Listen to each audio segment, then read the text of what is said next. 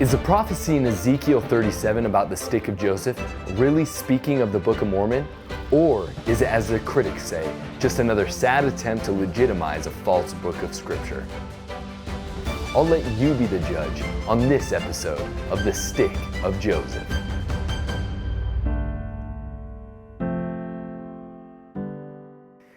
Have you ever sat in an Old Testament Sunday school class and been confused as to why we refer to the stick of Joseph in Ezekiel 37 as the Book of Mormon? Why is it a stick? Who is Joseph? And why do we refer or believe that it's a prophecy of the Book of Mormon? Furthermore, why would I name this channel after it? Well, today we're going to dive into the answers of that question by analyzing the text of this Old Testament prophecy and then peering into the historical and archaeological evidences that surround it. Now, if you already know the details of the prophecy and understand it, but you're more interested in the historical and archaeological evidences, skip about halfway through the video and we'll be getting into that. But if you have no idea what I'm talking about, please stick around and we're going to go through the whole chapter together. Before we dive into the good old Word of God, I want to give you a little heads up that in this episode we're going to be talking a lot about Israel, the tribes of Israel, the gathering of Israel. Now, if you're a lot like I was a few years ago, when you hear tribes of Israel, your eyes kind of glaze over. It seems kind of like an alien or intimidating topic, a little bit confusing. So if you feel that way, I'm going to give a very oversimplified explanation of who Israel is, what the tribes of Israel are, and what it means to gather Israel. So simply, the most common definition for the Hebrew word Israel is he who wrestles with God. Now, the first time this shows up in the Old Testament is in a story where a guy named Jacob has a divine experience where he either literally or something figuratively wrestled with God. And guess what? God pinned him. No surprise there. And then he was given the name Israel. Now, Jacob, or Israel, had 12 sons. And you might remember these 12 sons from a story in the Old Testament that's very popular, and it's where they take their younger brother, Joseph, put him in a hole, sell him into slavery in Egypt, and then tell their father that he died. Well, later on, after they find out that he's still alive and they are reconciled to him, Jacob, or Israel, he calls his 12 sons in and gives each one of them a blessing. In that blessing, he gives them responsibilities as well as their descendants' responsibilities, and he prophesies of their lives as well as the lives of their descendants. Now, Joseph, who is kind of the favorite, and that's why the brothers sold him into Egypt, because they were jealous of him. Joseph has 2 sons, and Jacob actually blesses those 2 sons as well. Their names are Ephraim and Manasseh. Now, you've probably heard those.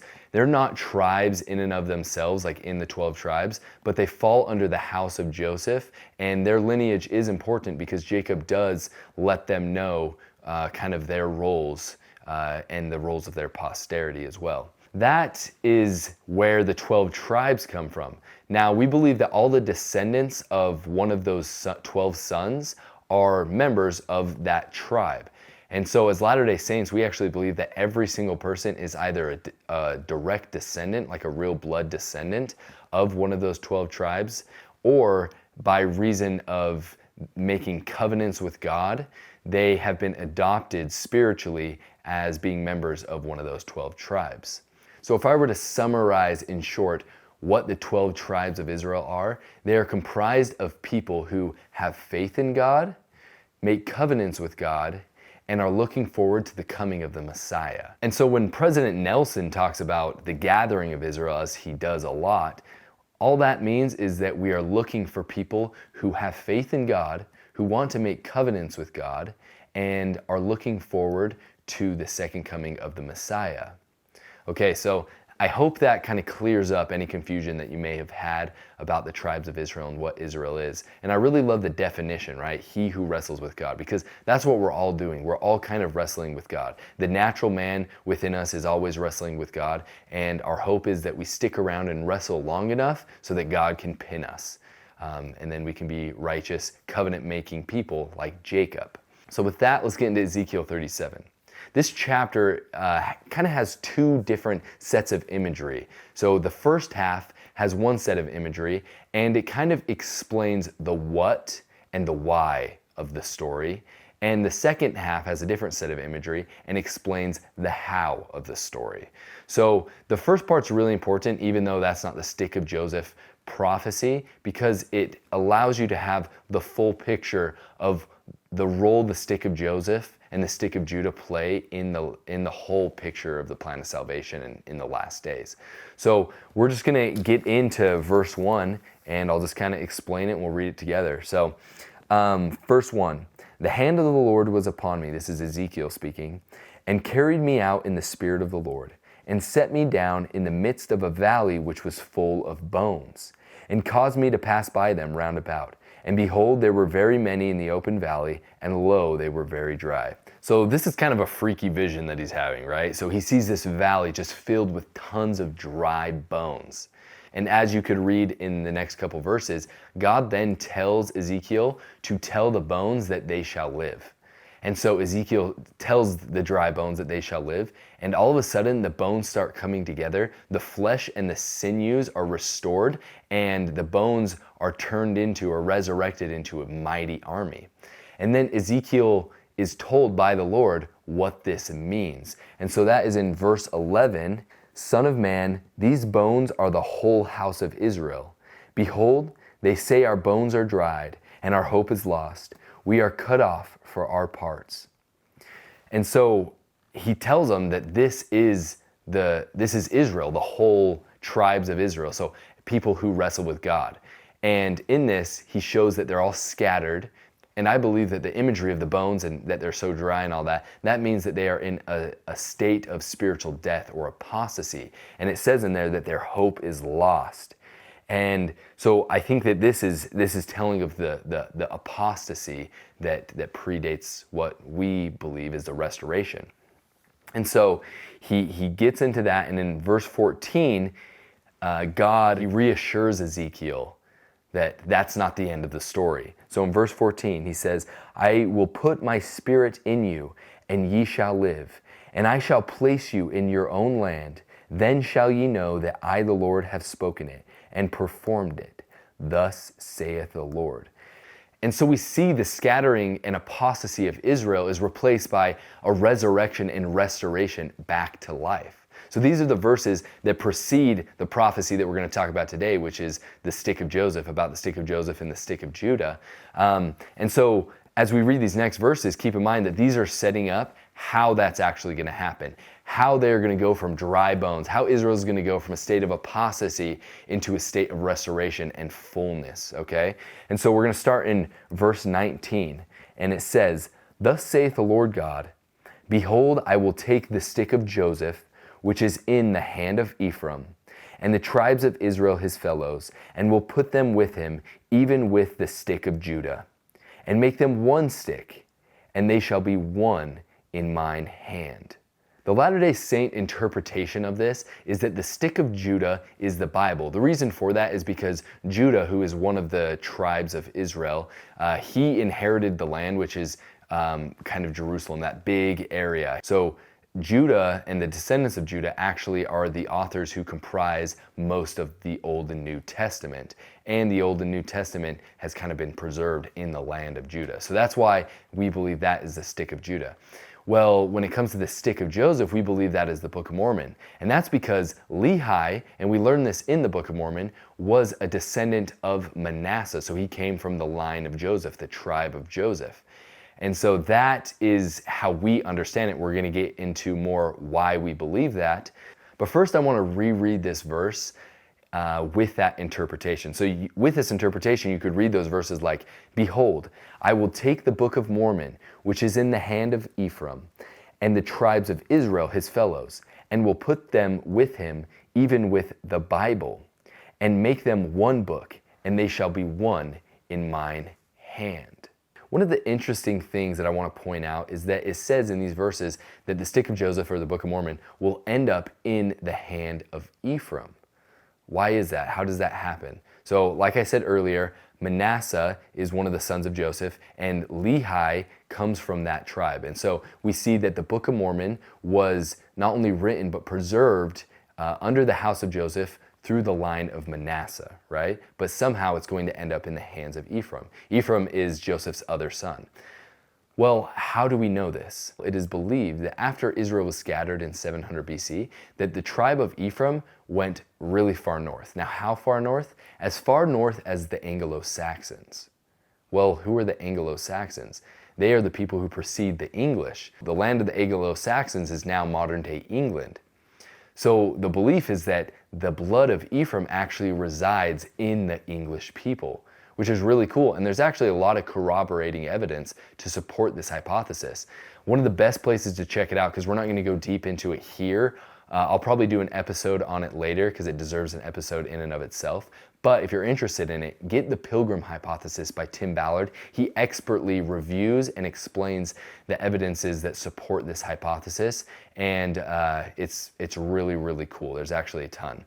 Okay, now going forward, the Book of Mormon still needs to end up in the hands of Ephraim, so how's that going to happen? Well, Joseph Smith's ancestor is a guy by the name of John Howland. John Howland is one of the original English Mayflower pilgrims who came over, right? And his story is crazy as well, and you can find that in the Pilgrim Hypothesis too. So get that book, and you can get the evidences for Ephraim as well as the story of John Howland.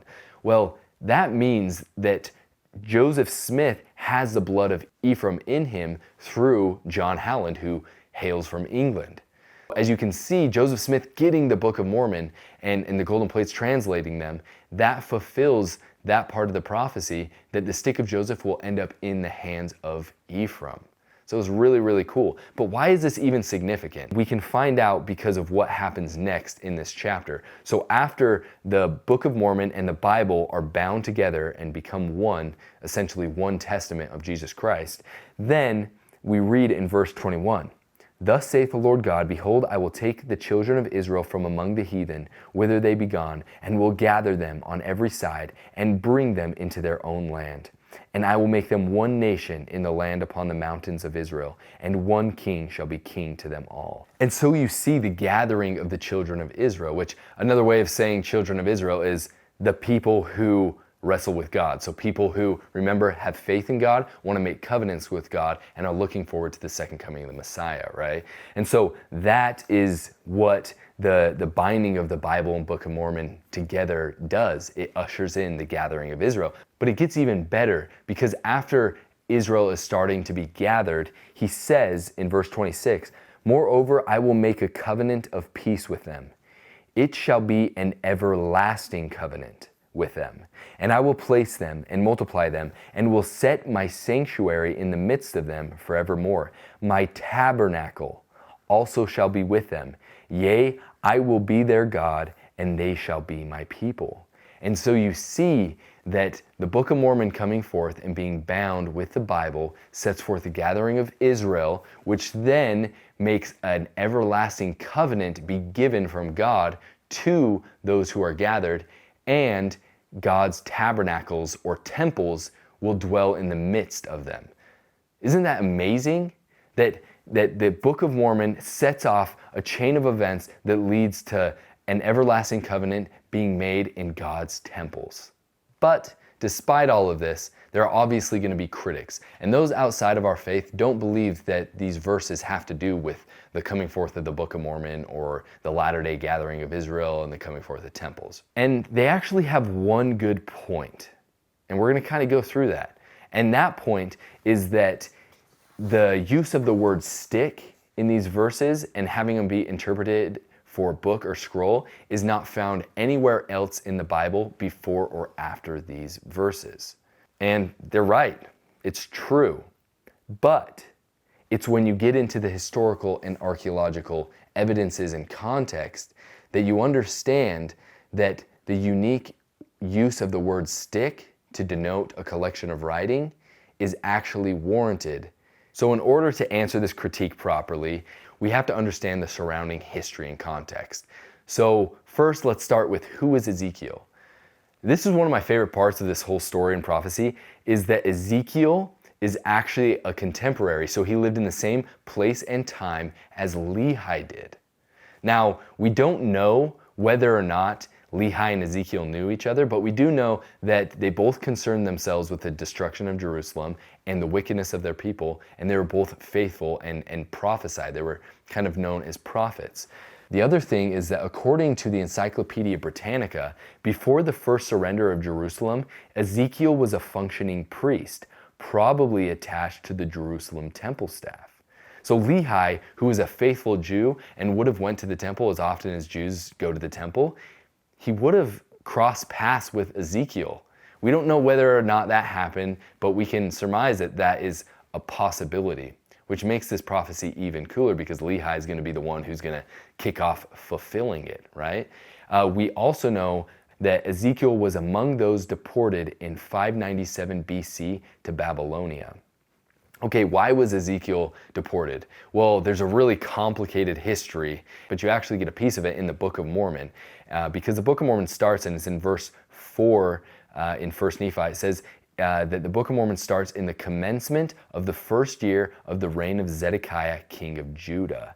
Now, there's quite a bit of drama that ensues in order to get Zedekiah to be the king, and that is why Ezekiel was exiled. So this is kind of the basic overview, the spark notes, right? There was a guy named Jehoiachin, something, I don't know. It's spelled right here.